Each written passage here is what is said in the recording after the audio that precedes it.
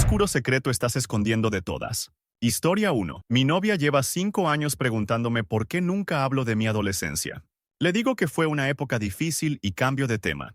Pero la verdad es que, a los 17 años, testifiqué contra mi propio hermano mayor. Él cometió algo imperdonable. Agredió a una amiga mía durante una fiesta cuando creía que nadie lo veía. Yo lo vi, lo denuncié. Su condena fue de 6 años. Mi familia nunca me lo perdonó. Me fui de casa a los 18 y corté contacto con todos. Mi novia no sabe que ese apellido que tengo no es realmente el mío, que me lo cambié para que nadie lo relacionara conmigo. Me avergüenza haber tenido un monstruo como hermano, pero nunca me voy a arrepentir de haberlo hecho. Historia 2. Hace 3 años, trabajaba como operador nocturno de cámaras de seguridad en un complejo de oficinas. Una madrugada vi en las pantallas algo que aún me persigue: un hombre arrastrando un cuerpo envuelto en una lona. Llamé a la policía, pero cuando llegaron, no había ni rastro. Revisaron el lugar y no encontraron nada. Revisé el sistema. Esa grabación había sido sobrescrita automáticamente. No tenía pruebas. Nadie me creyó. Lo peor es que reconozco al hombre. Era uno de los altos ejecutivos. A veces lo veo en televisión, a veces en eventos públicos. Y siempre me sonríe. Como si supiera que no voy a decir nada. Como si supiera que ya soy parte del secreto. Historia 3. Tengo 34 años y vivo una vida bastante normal. Pero hay algo que nadie sabe. Durante mis años de universidad, falsifiqué todos mis exámenes finales. Compré las respuestas a través de un conocido con acceso al sistema. Me gradué con honores. Me contrataron por mi excelencia académica. Hoy soy gerente de un departamento importante en una multinacional. No tengo idea real de lo que estoy haciendo. Delego todo y sobrevivo fingiendo que sé. Cada reunión es un acto. Vivo con el miedo constante de que alguien descubra que soy una completa impostora. Y lo peor, ya no sé si podría sobrevivir en un mundo donde tenga que demostrar algo por mí misma. Historia 4. Cuando tenía 20 años, estuve brevemente con una chica en una relación casual. Me enteré mucho después de que tuvo un hijo, y que muy probablemente es mío. Ella nunca me lo dijo directamente, pero las fechas coinciden. La he visto en redes con el niño. Es como verme a mí mismo de pequeño. Tiene mis ojos, mis gestos. No he dicho nada, ni a ella, ni a mi actual pareja, ni a nadie. No estoy seguro de si quiero formar parte de su vida, o si sería mejor que me quedara en las sombras.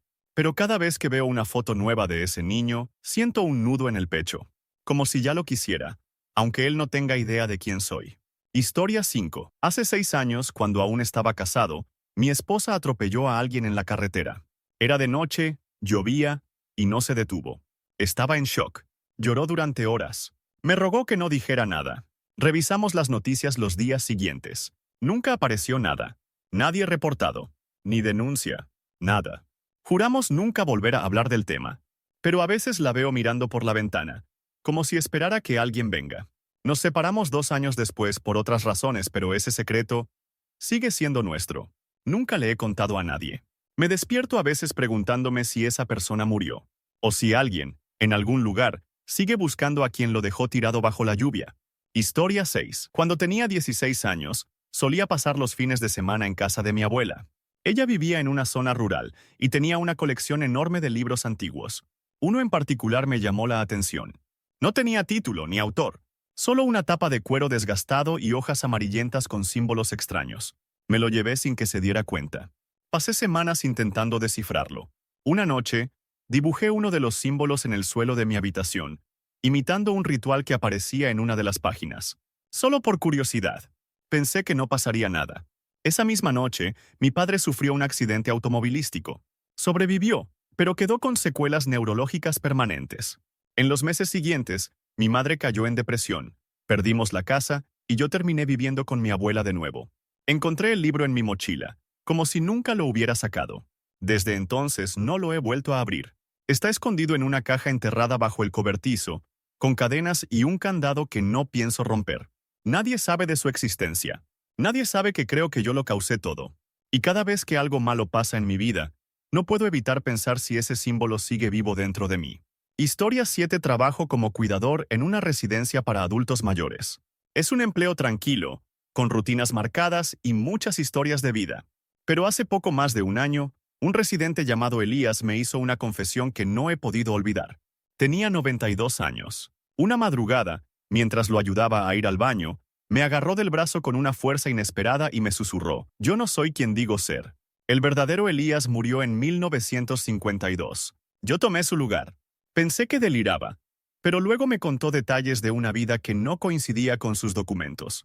Dijo que en su juventud huyó de otro país usando la identidad de un amigo muerto en un accidente. Con esa nueva identidad construyó su vida entera. Se casó, tuvo hijos, trabajó, todo sobre una mentira. Murió 2 semanas después, sin que nadie más supiera lo que me dijo. Y lo peor es que encontré entre sus cosas una fotografía antigua, con una dedicatoria que no estaba firmada por Elías, sino por otro nombre: Samuel. Ese nombre no aparece en ningún registro de la residencia.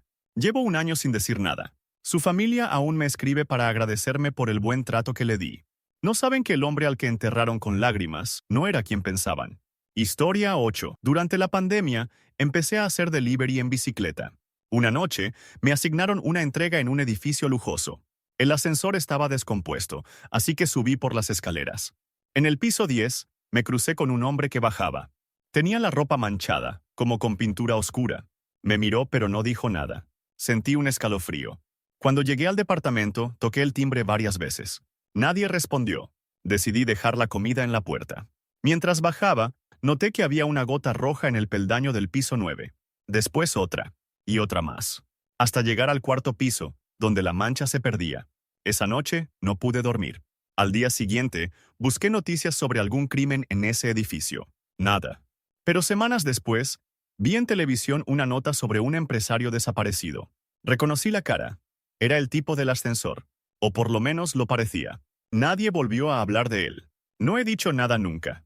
¿Y si solo fue mi imaginación? ¿Y si realmente vi algo que no debía? Lo cierto es que cada vez que entrego algo en ese barrio, miro hacia arriba, hacia el 10º piso, y me pregunto si alguien más lo vio bajar. Historia 9. Mi esposa no sabe que tengo una hija. Una hija que nació hace 10 años, fruto de una relación fugaz que tuve antes de conocerla. Su madre y yo acordamos no involucrarme, por decisión mutua. Ella quería criarla sola, sin interferencias. Durante años cumplí mi parte. Me mantuve lejos, sin buscarla, sin nombrarla. Pero siempre he sabido de ella.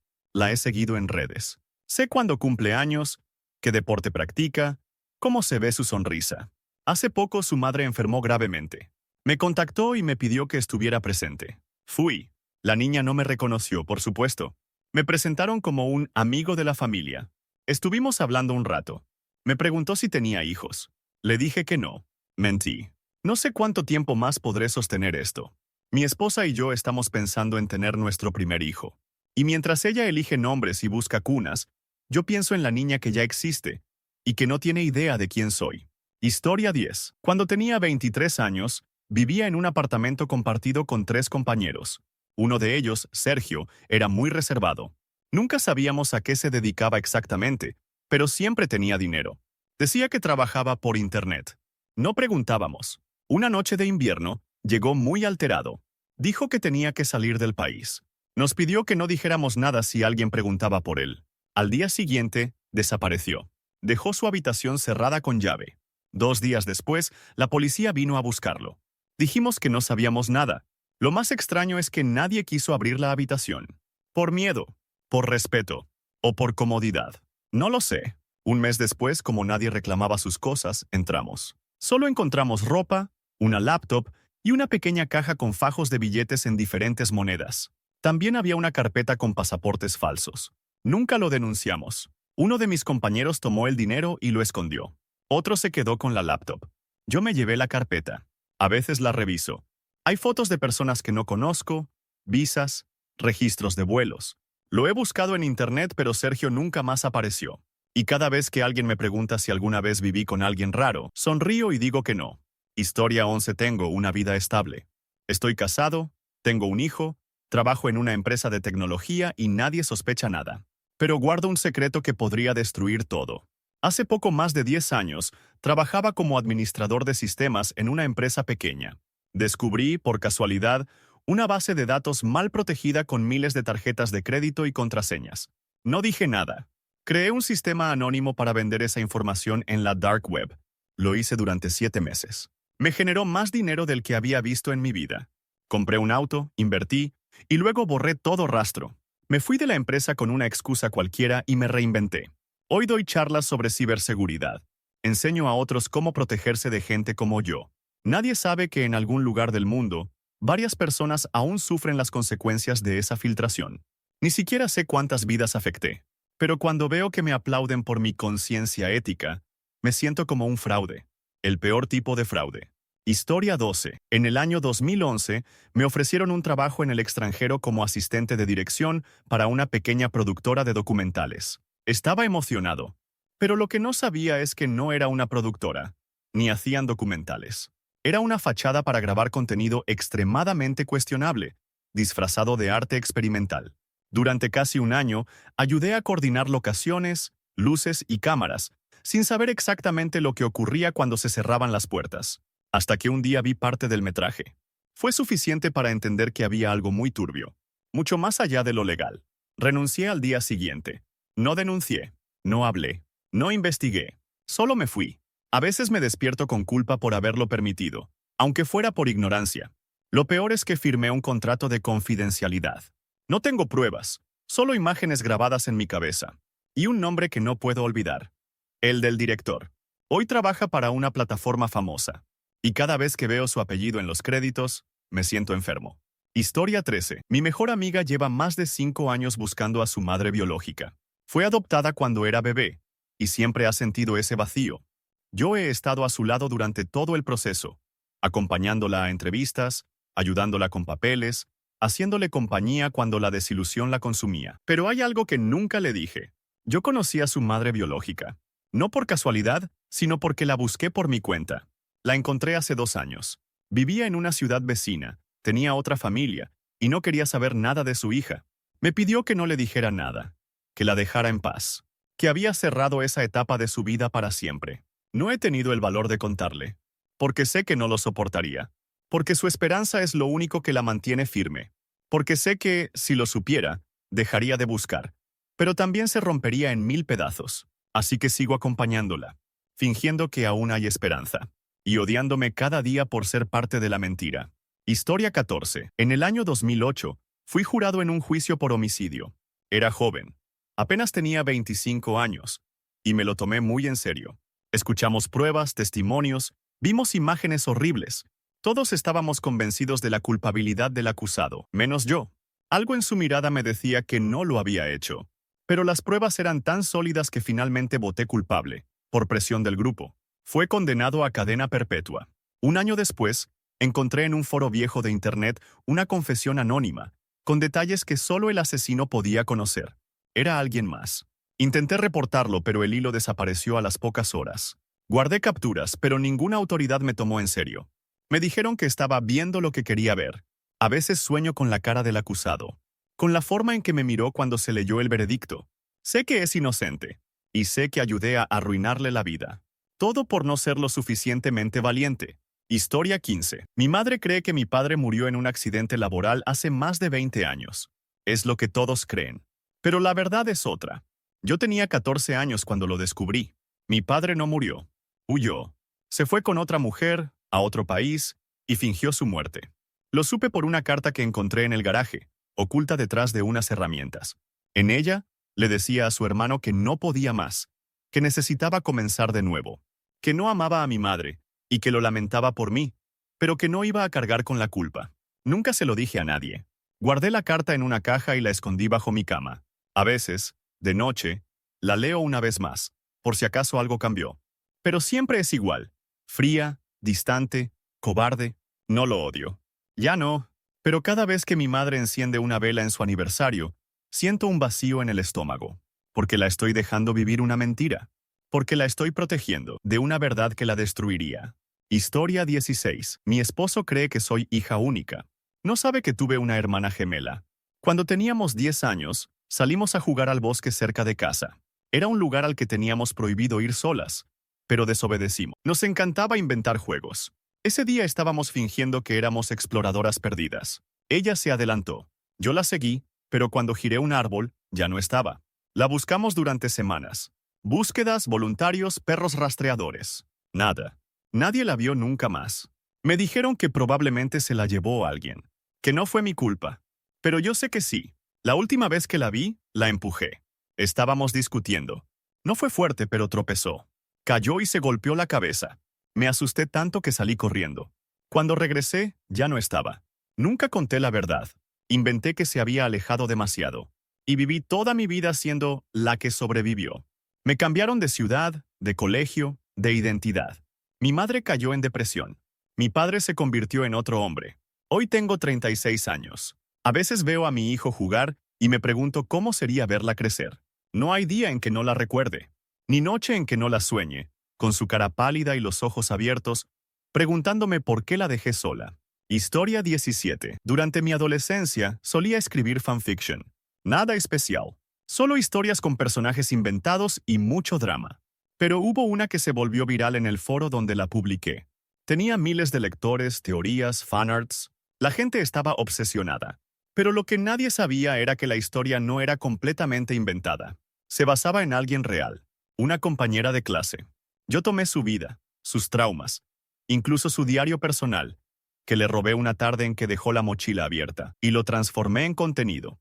Le cambié el nombre, pero todo lo demás era idéntico. Años después me escribió por redes sociales. Nunca dijo que sabía. Solo me preguntó, ¿te inspiraste en alguien real para escribir eso? Le dije que no, que era pura imaginación. Ella sonrió con un emoji triste y dejó de seguirme. Hoy soy escritora profesional. Tengo 2 libros publicados y uno en camino. Me preguntan todo el tiempo de dónde saco mis ideas. Siempre respondo, de la vida misma. Pero en el fondo, sé que la mejor historia que escribí fue la que robé. Historia 18. Hace 4 años, descubrí que mi jefe tenía una relación con una de las pasantes. Yo no buscaba enterarme. Solo entré en su oficina para dejar unos documentos y vi el mensaje en su pantalla. No fue solo una aventura. Estaban usando recursos de la empresa, viajando juntos con excusas falsas, cubriéndose con facturas manipuladas. Guardé silencio. Pero un día mi contrato estuvo en riesgo. Había recortes. Y entonces tomé una decisión de la que no estoy orgulloso. Hice capturas. Correos, movimientos bancarios, entradas duplicadas. Todo. Y lo envié de forma anónima al área de cumplimiento. Lo despidieron a él y a ella. Yo fui promovido 3 meses después. Nadie supo que fui yo. Todos creyeron que fue un auditor externo. Desde entonces, me miran como el sobreviviente de la tormenta. Y aunque sé que hice lo correcto desde lo legal, aún me pregunto si lo hice por ética o por miedo. O por venganza silenciosa. No sé qué me inquieta más. Historia 19. Mi madre cree que soy estéril, que por eso no tengo hijos, que por eso evito el tema. La verdad es mucho más difícil de confesar. A los 19 años quedé embarazada. Fue producto de una relación corta, impulsiva y tóxica. Él no quiso saber nada. Yo tenía miedo, vergüenza, rabia. No se lo conté a nadie. Ni a mis amigas, ni a mis padres, ni siquiera al padre. Tuve a la niña en otra ciudad. La di en adopción legalmente a una familia que conocí a través de un foro privado. Les pedí una sola condición, que no me contactaran nunca. Hoy tengo 32 años. Vivo con mi pareja, sin hijos, y con la excusa perfecta para evitar preguntas. Pero hace una semana, recibí una carta por correo postal, sin remitente. Solo decía, quiero conocerte. Solo una vez. Por favor. No he respondido. No sé si es ella. No sé si debo. Pero cada noche duermo abrazando esa carta. Como si fuera la única prueba de que no fue un sueño. Ni un error. Historia 20. Durante la universidad, participé en un experimento psicológico que ofrecía una buena paga por unas pocas sesiones. Al principio todo parecía normal. Pruebas cognitivas, simulaciones, juegos de rol. Pero en la tercera sesión, el tono cambió. Nos pidieron que firmáramos un nuevo acuerdo de confidencialidad. Después, nos separaron y llevaron a habitaciones individuales. Me tocó ver videos durante 1 hora. Gente llorando. Confesiones. Gritos. Luego me pidieron que presionara un botón cada vez que creyera que alguien mentía. Lo hice, sin entender mucho. Después vinieron más pruebas. Más extrañas. Más intensas. Cuando terminó el programa, nos pagaron en efectivo. Nos dijeron que los resultados serían confidenciales. Firmé, tomé el dinero y olvidé el asunto. Pero hace 2 semanas, alguien me envió un enlace. Un sitio web protegido con contraseña. Adentro, videos de las sesiones. De las nuestras. Grabaciones ocultas. Comentarios clínicos. Diagnósticos. Incluso mi nombre completo y mi dirección actual. El sitio desapareció al día siguiente. He revisado todos los rincones de Internet y no hay rastro. Nadie más me ha contactado. Pero ahora duermo con el teléfono apagado y la puerta con doble llave, porque siento que el experimento no terminó.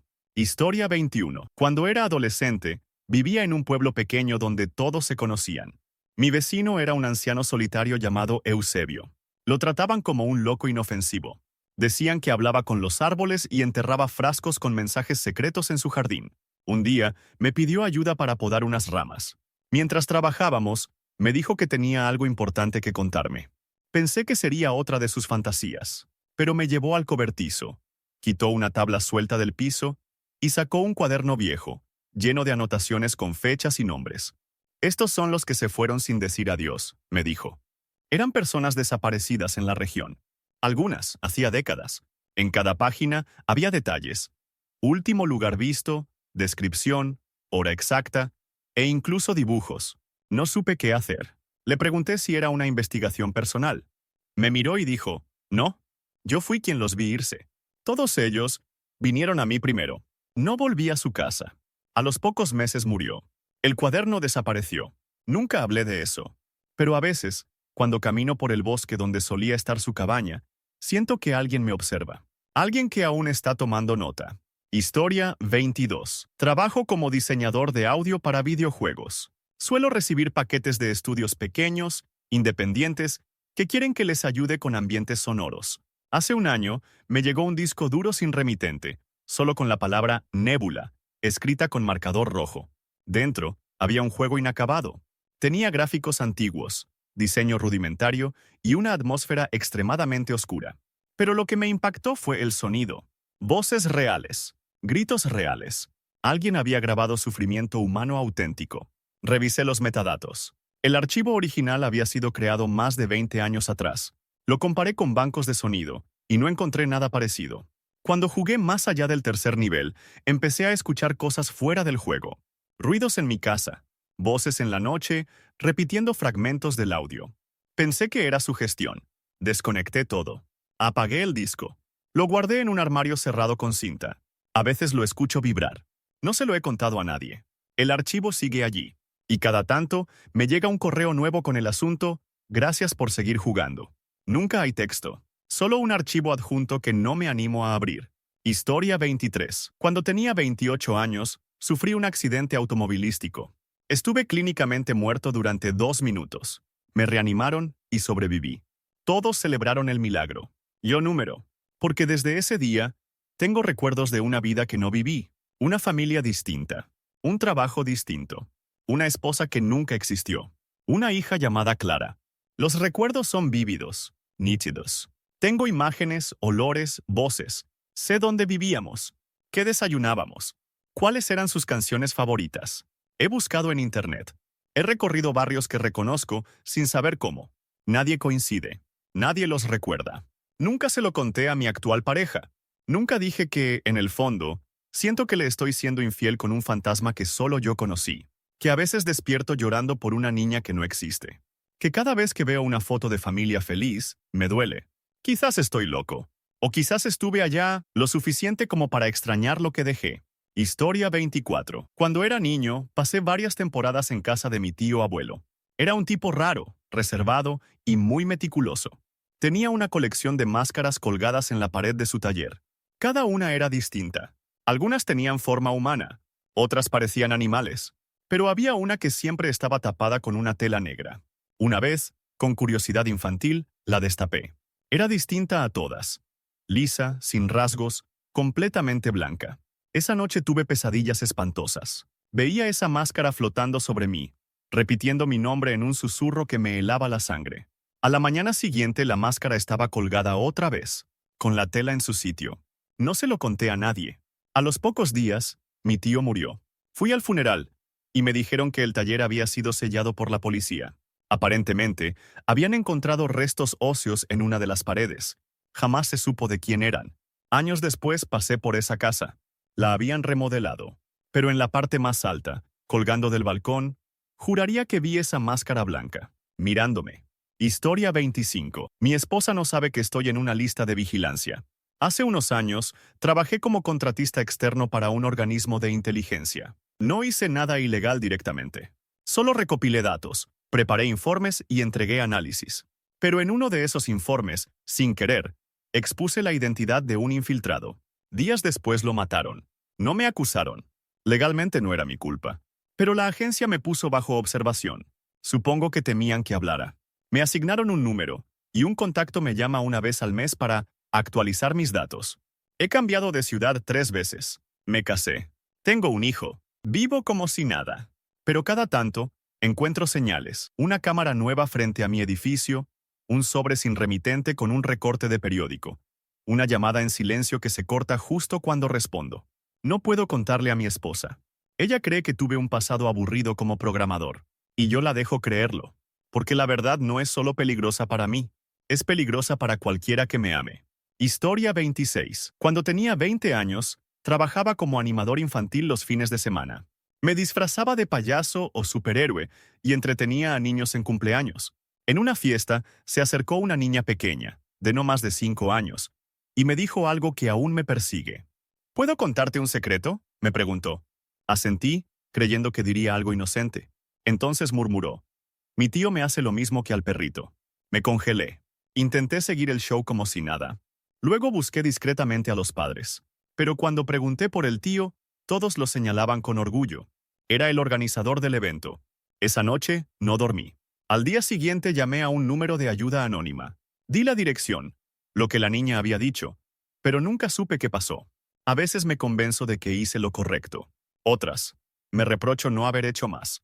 Lo único que sé es que ya no puedo ver payasos sin pensar en eso, y que desde entonces no volví a animar una sola fiesta.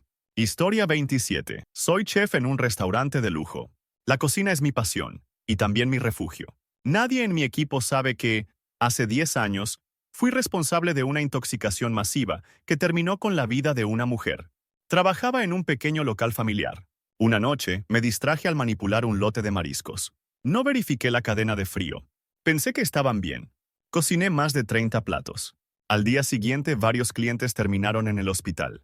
Uno no sobrevivió. Tenía alergia y el mal estado del producto agravó todo. No fui denunciado. El dueño asumió la culpa y cerró el lugar. A mí solo me dijeron que era mejor desaparecer.